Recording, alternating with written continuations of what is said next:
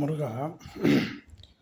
அருணகிரி சுவாமிகள் திருப்புகழ் 23வது பாடலை பாடியிருக்கிறார். அதில் என்ன சொல்ல வர்றார் அப்படின்னு சொன்னால், முதல்ல யமனது உருவத்தை சொல்லுகிறார்.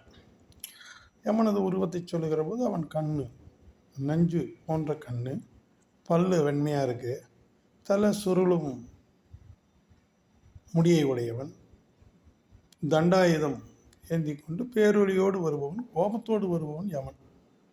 இப்படி யமன் வந்து உயிரை எடுத்து போகிற ஒரு நிலை ஏற்படுகிறது. அந்த நிலையில் பறை ஒலி முழக்கம், பறை ஒலி முரசு ஒலிக்க சுற்றத்தாரெல்லாம் அழுகிறார்கள். தெருவில் தூக்கி கொண்டு போகிறார்கள். இப்படி போகிற பொழுது தர்மம் செய்யாத உடல் போதே அப்படின்னு நம்ம நினைக்கிறோம். அந்த நேரத்தில் கொட்டு ஒலி, ஏழைக்கு உதவி செய்யவில்லையே அப்படின்னு நினைக்கிறோம். இப்படிலாம் சொல்லிவிட்டு இந்த உயிர் போதே, இப்படி தான் வாழ்க்கை வாழறோம் அப்படின்னு சொல்லிட்டு அதுக்கடுத்து சொல்லார். சிவன் உருவத்தை சொல்கிறார்.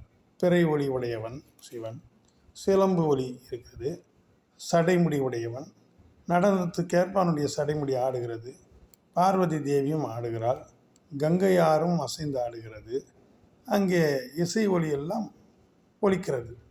அவன் பாதத்தில், சிவபெருமான் பாதத்தில் இசை ஒலி கேட்கிறது.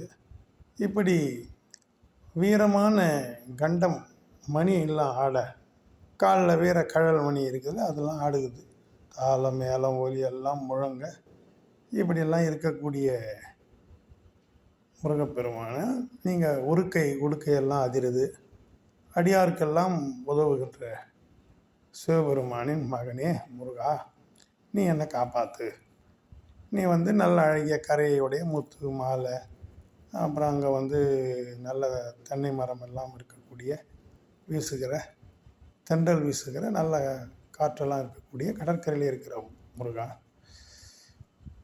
அந்த சிவனே வணங்கும் முருகா. இப்படியெல்லாம் சிவன் ஆட்டாடுறாரு, எல்லாம் பண்ணுறாரு, சங்கத்தங்கை ஒளி எல்லாத்தையும் சொல்லிட்டு அந்த சிவனே முருகா ஒன்று தானே வணங்குறாரு, நீ என்ன காப்பாற்ற மாட்டியா அப்படின்னு சொல்கிறது தான் இந்த பாட்டு. ஆக நம்ம மனுஷனாக பிறந்தால் செத்துட போகிறோம், ஏமா எடுத்துன்னு போவான். அதனால் நம்ம நல்ல தர்ம செயலெல்லாம் செய்யணும் அப்படின்ற ஒரு செய்தியை இதில் சொல்ல வரார்.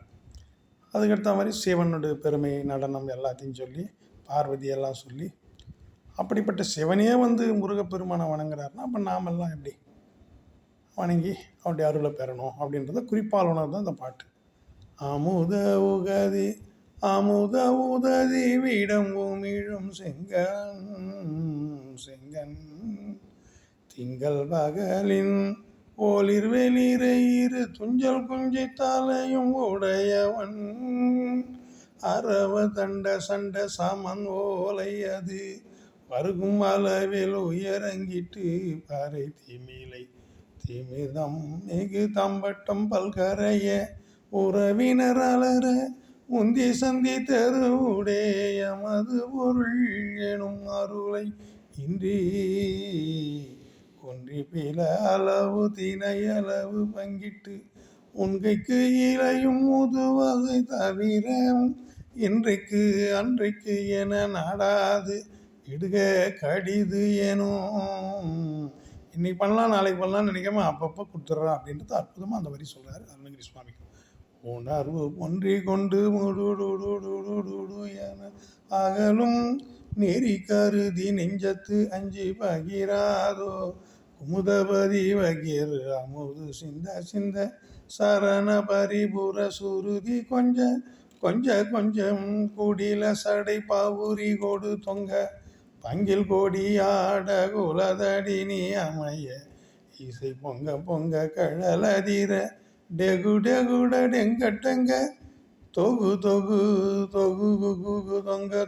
தொகு தீதோ தீமிதமேன முழவு ஒலி முழங்க செங்கைதாம் அருகம் அது அதிர் சதியோடு அன்பர்க்கு இன்பத்திரம் உதவும் பரத குரு வந்திருக்கும் சர்க்குருநாத திரளும் மணி தரளம் உய தெங்கில் தங்கி புரள எரி தீரை மகர சங்க துங்க திமிர சல நிதி தழுவு செந்தில் கந்த பெருமாளே.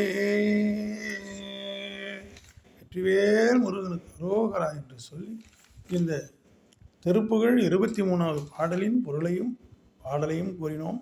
வெற்றிவேல் முருகனுக்கு அரோகரா.